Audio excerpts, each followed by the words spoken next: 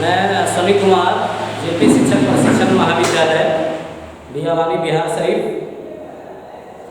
तो आज हम बीएड का सेकेंड ईयर के पेपर 9 से आज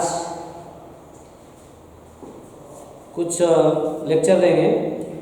पेपर 9 असेसमेंट फॉर लर्निंग अधिगम के लिए आकलन, इसका आज जो है मैथमेटिकल जो है चौथा यूनिट है डाटा एनालिसिस। तो इसके बारे में आज हम चर्चा करेंगे। डाटा एनालिसिस,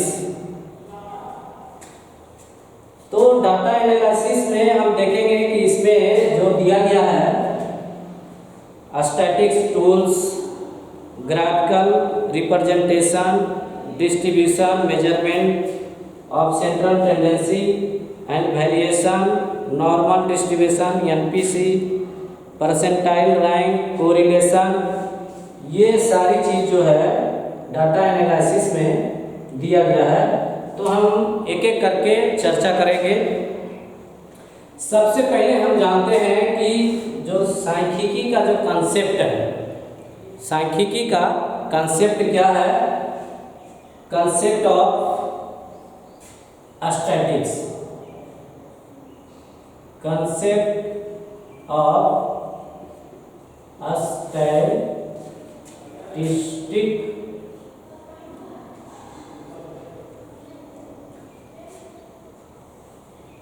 इस चीज को समझते हैं। तो ये क्या है? स्टैटिक्स जो है पहले ये क्या है? गणित का एक गणित विषय का ही ये उपशाखा है स्टैटिक्स। ये क्या है? गणित जो हमारा है उसी का एक उपशाखा के रूप में स्टैटिक्स को माना जाता है। इसमें क्या होता है कि स्टैटिक्स में डाटा एनालिसिस किया जाता है और इसमें आपको देखना है कि इसके द्वारा जो है हम क्या करते हैं कि आज जो मनोविज्ञान है या अर्थशास्त्र है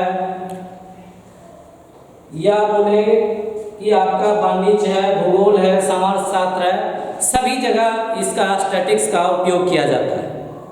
तो उसमें क्या होता है कि डाटा का क्या करते हैं? हम इकट्ठा करते हैं और इकट्ठा करने के बाद उसका एनालिसिस करके हम देखते हैं कि किसके साथ किसका संबंध है, किसके साथ संबंध नहीं है।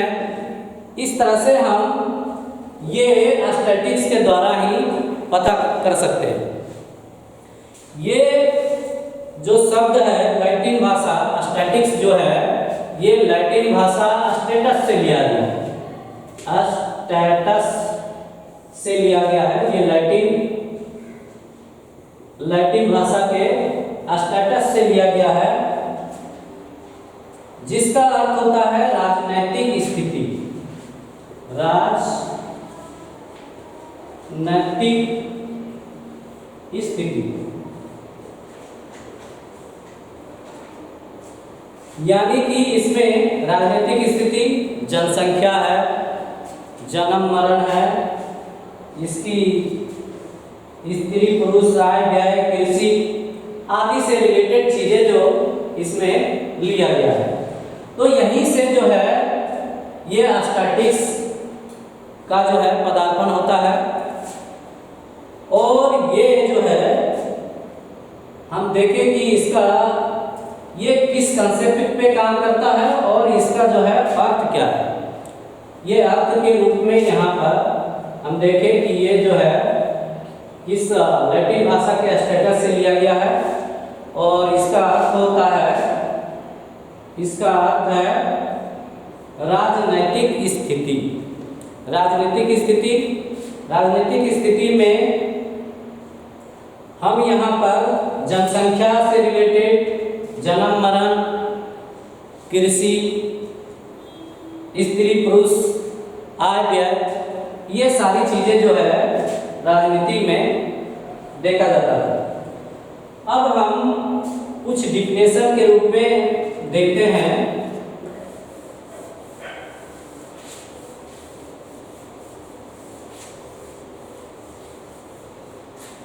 डिफिनीशन है जी सिम्पसन और यफ कोफ्का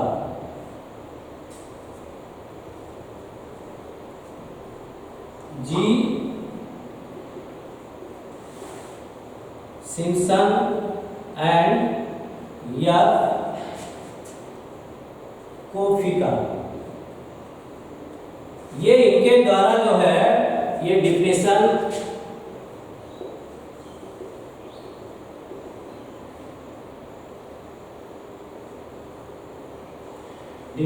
ऑफ स्टैटिक्स।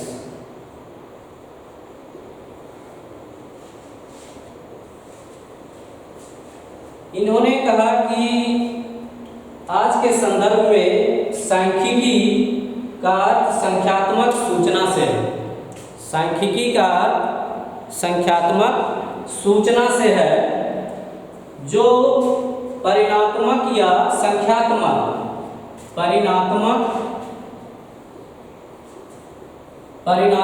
या संख्यात्मक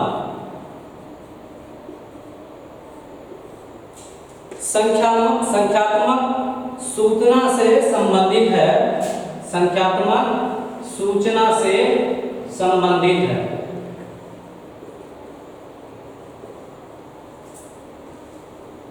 जिससे क्या होता है कि हम संख्यात्मक पद्धतों का संकलन प्रस्तुत करते हैं और उसके बाद उसका क्या करते हैं, विश्लेषण करते हैं। संख्यात्मक सूचना का परिणात्मक या संख्यात्मक सूचना से रिलेटेड चीजों को क्या करते हैं हम, उससे संबंधित जो डाटा होता है उसका कलेक्शन करते हैं। कलेक्शन करने के बाद उसका विश्लेषण करते हैं और विश्लेषण करने के बाद जो है उसका अर्थापन बोले या सामान्यीकरण ये किया जाता है। तो ये सिम्पसन और कोफ्का मिलकर के सांख्यिकी को क्या किए, परिभाषित किए, जिसमें इन्होंने बताया कि कोई भी जो सूचना है वो परिणात्मक रूप में या संख्यात्मक रूप में उस डाटा को क्या करते हैं, इकट्ठा करते हैं पहले, और उस डाटा को इकट्ठा करने के बाद उसका विश्लेषण करते हैं और विश्लेषण करने के बाद उसको क्या करते हैं, अर्थापन करते हैं। इसको कहते हैं सांख्यिकी।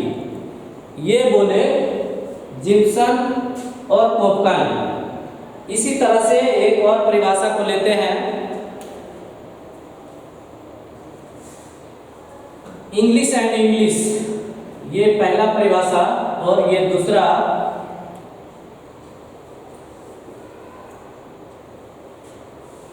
English and English.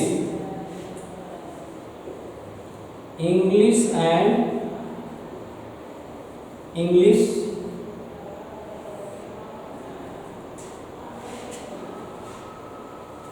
इनके अनुसार से है कि सांख्यिकी वह कला तथा विज्ञान है जो किसी निर्धारित क्षेत्र में अनेक तथ्यों का संकलन करता है। इनके अनुसार ये कहना है कि सांख्यिकी वह कला या विज्ञान है जो किसी निर्धारित क्षेत्र में अनेक तथ्यों का संकलन एवं वर्गीकरण करता है और जिसके द्वारा संख्यात्मक अर्थ से संबंधित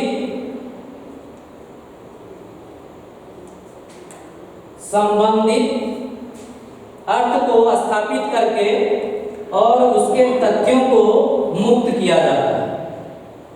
यानी ये इंग्लिश और इंग्लिश के अनुसार से ये बताया जा रहा है कि कला हो या विज्ञान हो, दोनों में जो है कोई क्षेत्र जो निर्धारित क्षेत्र है उसका हम क्या करते हैं, डाटा लेते हैं, और डाटा लेने के बाद उसका हम क्या करते हैं, संख्यात्मक अर्थापन करते हैं, और अर्थापन करने के बाद उस तथ्यों को निकालते हैं कि इससे रिलेटेड जो भी चीज़ है वो सही है या गलत है।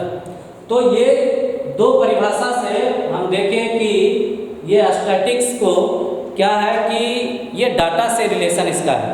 कहीं न कहीं जो है डाटा को कलेक्शन किया जाता है, और कलेक्शन करने के बाद हम उसका क्या करते हैं, विश्लेषण करते हैं, और विश्लेषण करने के बाद उसका अर्थापन करते हैं।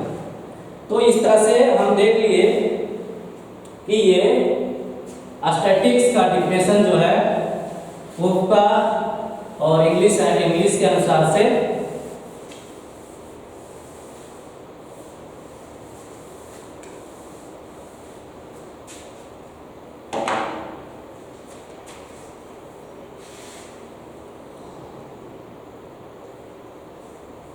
अब हम देखते हैं इसमें कि जो डाटा है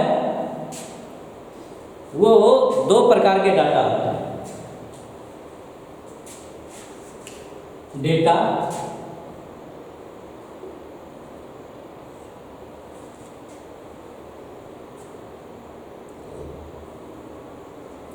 ये दो प्रकार है इसका, अनग्रुप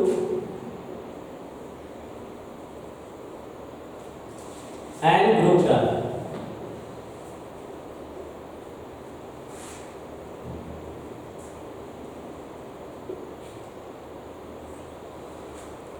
ये दो प्रकार के डाटा होता है, ग्रुप डाटा और अनग्रुप डाटा। अब ये अनग्रुप डाटा में हम देखेंगे कि अनग्रुप जो है, अनग्रुप का मतलब ये ग्रुप समूह में नहीं रहेगा, है ना। ग्रुप वाले जो होते हैं ये समूह इसका होगा, और ये बिना समूह, अनग्रुप मैंने बिना समूह का, बिना समूह का होगा। इसमें अब कोई भी अंक आप लेंगे, कोई भी अंक लेंगे तो इसमें आप कुछ भी अंक ले सकते हैं। 4 है, 6 है, 2 है, 1 है, 5 है। इस तरह का जो डाटा होता है, इस तरह का जो डाटा होता है वो कहलाता है अनग्रुप। ये ग्रुप में नहीं है, ग्रुप में नहीं है ये डाटा। ये क्या है, सब अलग अलग है। 4 अलग है, 6 अलग है, 2 अलग है, 1 अलग है, 5 अलग है। तो इस तरह से क्या है, सब अलग अलग है। अब इसी चीज को क्या है, जब ग्रुप में लिखते हैं तो इसको हम माने लिख सकते हैं 1 से लेकर के 2 तक, 3 से लेकर के 4 तक, और 5 से लेकर के 6 तक। यानी ये ग्रुप बन गया, किसका ग्रुप, 1 और 2 का ग्रुप बना, 1 और 2 का ग्रुप बना। जबकि यहाँ पर ये क्या है, अलग अलग है। लेकिन यहाँ पर हम जो देख रहे हैं कि ये ग्रुप में बन जाता है।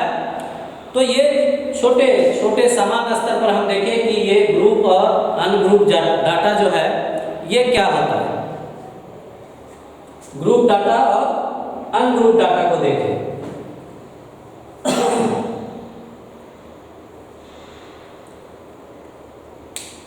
चलिए आगे देखते हैं इसमें।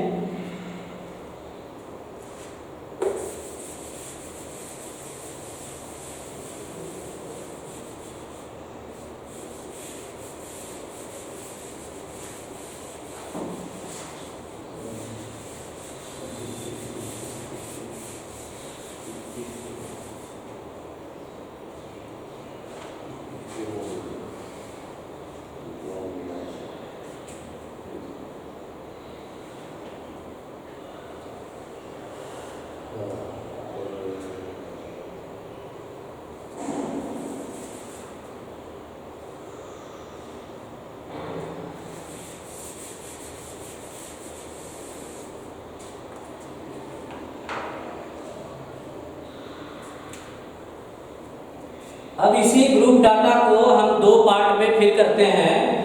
ग्रुप डाटा को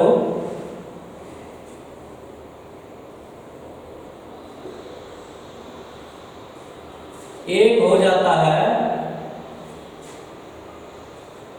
वर्ग रहित और दूसरा हो जाता है वर्ग सहित।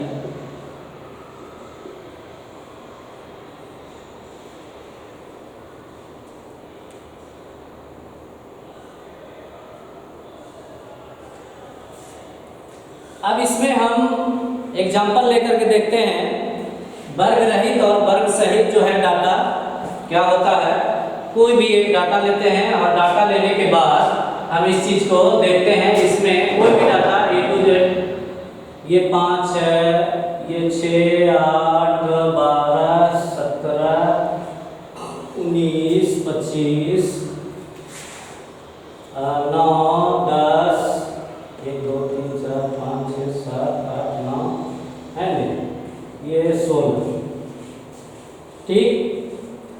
अब इसमें जो है हम डाटा कैसे वर्ग रहित वाला डाटा कैसे बनाते हैं। वर्ग रहित वाला डाटा, तो वर्ग रहित वाला डाटा यहाँ पर हम जो है लिखते हैं प्राप्तांक।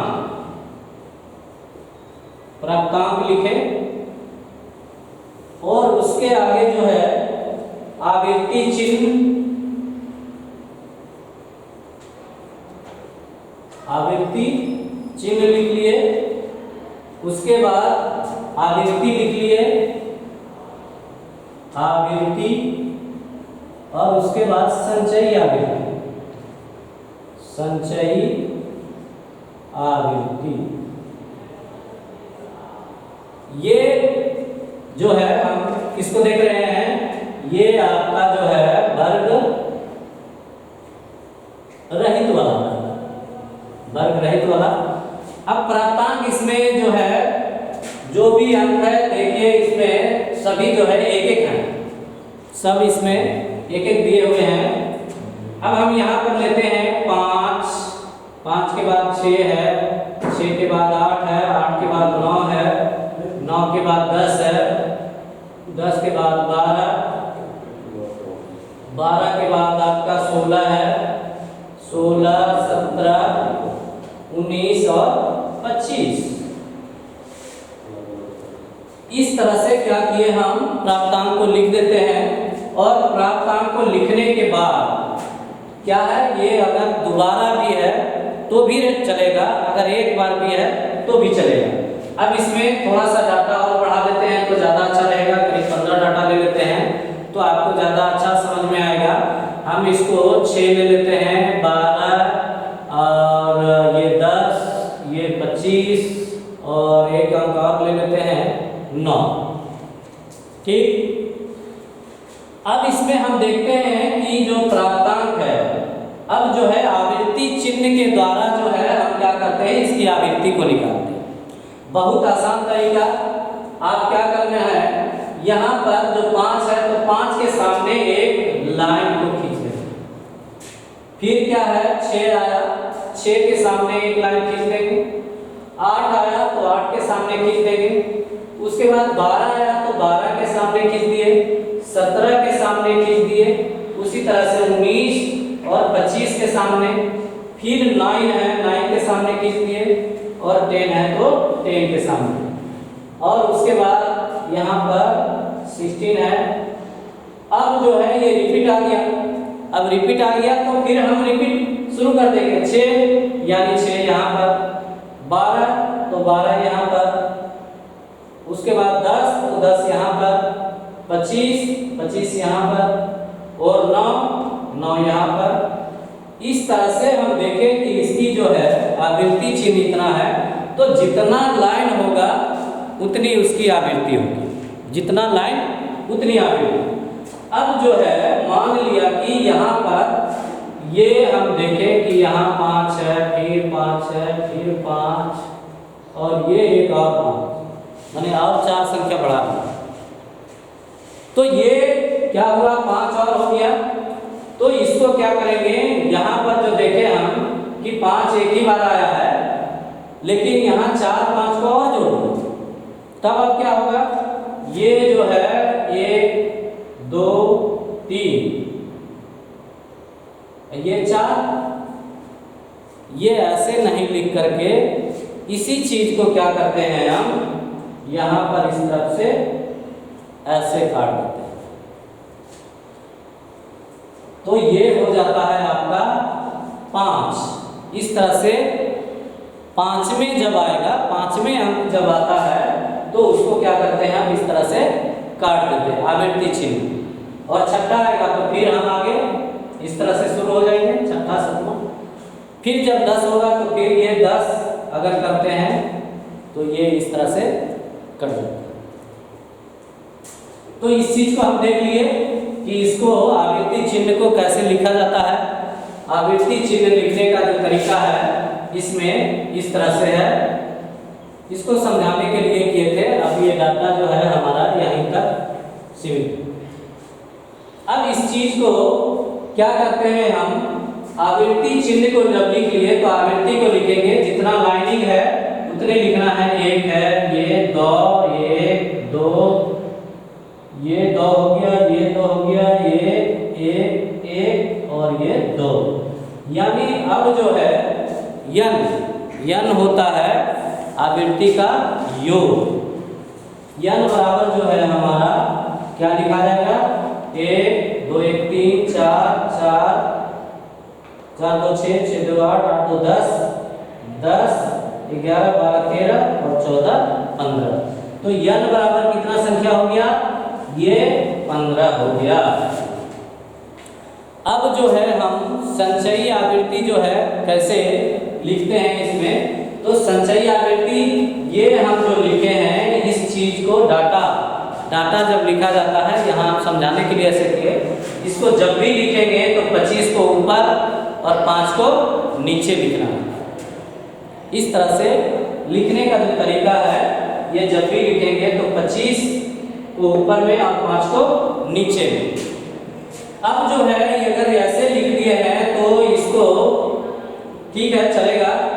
अब आवृत्ति को जब जोड़ना रहता है तो ये अगर हमारी संख्या 25 ऊपर रहता और 5 नीचे रहता, तब क्या करते हैं हम नीचे से इसको जोड़ते हैं, है ना।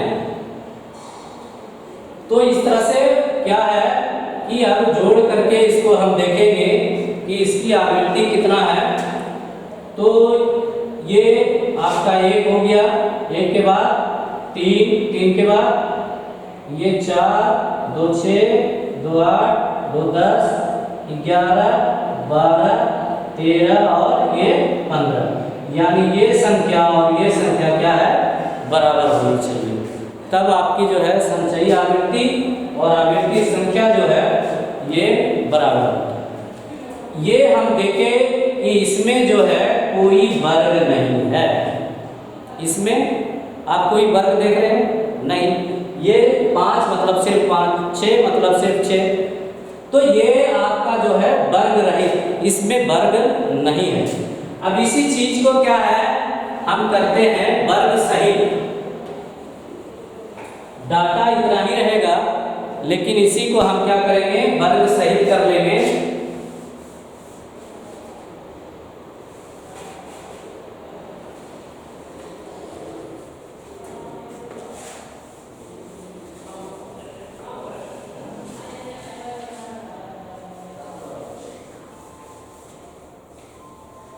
हाँ, तो अब जो है ये वर्ग सहित, इसी डाटा को हम क्या करेंगे, वर्ग सहित के रूप में लेते हैं। तो इसमें अब देखेंगे कि हमारा जो है सबसे पहले इसमें देखना है कि बड़ी संख्या कौन सी है। तो सबसे बड़ी संख्या इसमें जो है, बड़ी संख्या आपका कौन सा है, 25। ये सबसे बड़ी संख्या है आपका। और सबसे छोटी संख्या इसका कितना है,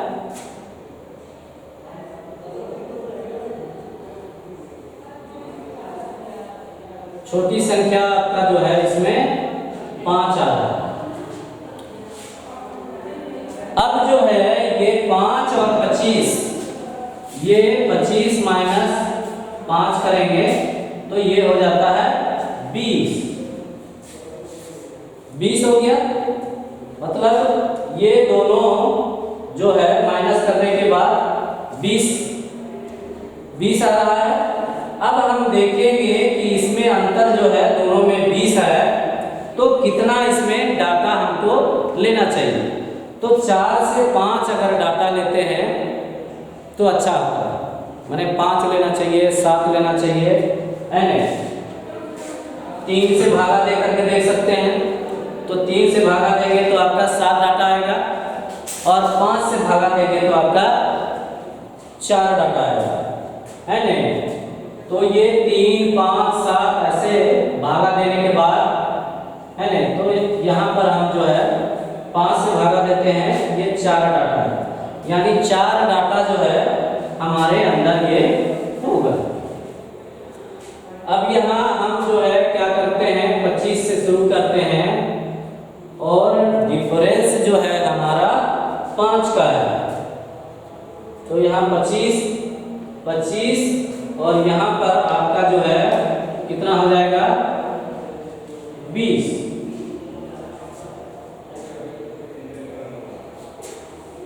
20 से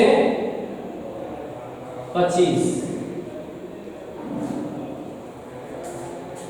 20, 21, 22, 23, 24, 25 नहीं, यहाँ हो जाएगा 21।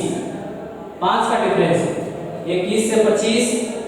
अब जो है ये यहाँ पर आपका हो जाएगा, ये 20 हो जाएगा और ये हो जाएगा 16, 16, 17, 18, 19, 20। अब जो है यहाँ पर कितना हो जाएगा, ये हो गया 20, यहाँ पर 15, 15 के बाद यहाँ पर हो गया 11, 11 हो गया। अब यहाँ पर हो गया ये 11 से 15 और ये हो गया 10 और ये हो गया 6। अब 6 और 10, लेकिन मिनिमम है कितना 5, तो यहाँ पर हो जाएगा 5 और ये हो जाएगा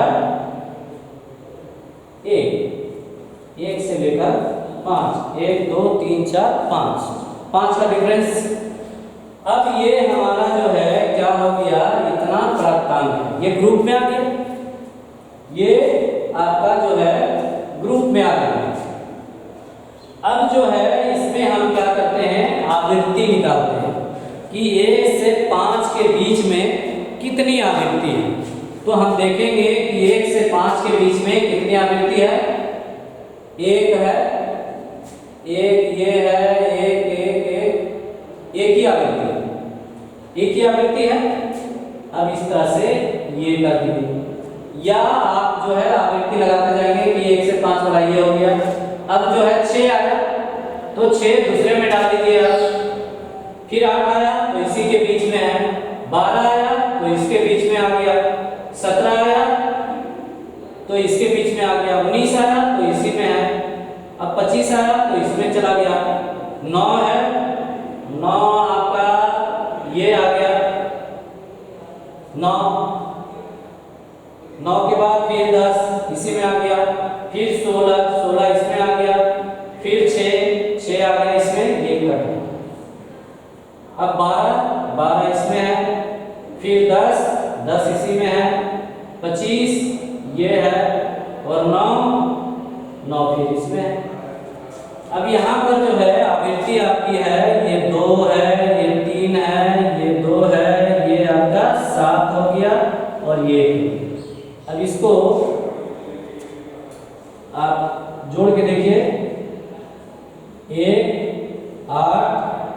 8 के बाद 10, 10, 3, 13 और 14, 15। यहाँ पर भी आप देखिए 2, 3, 5, 5, 2, 7, 7, 14, 1, 15, यह बराबर 15।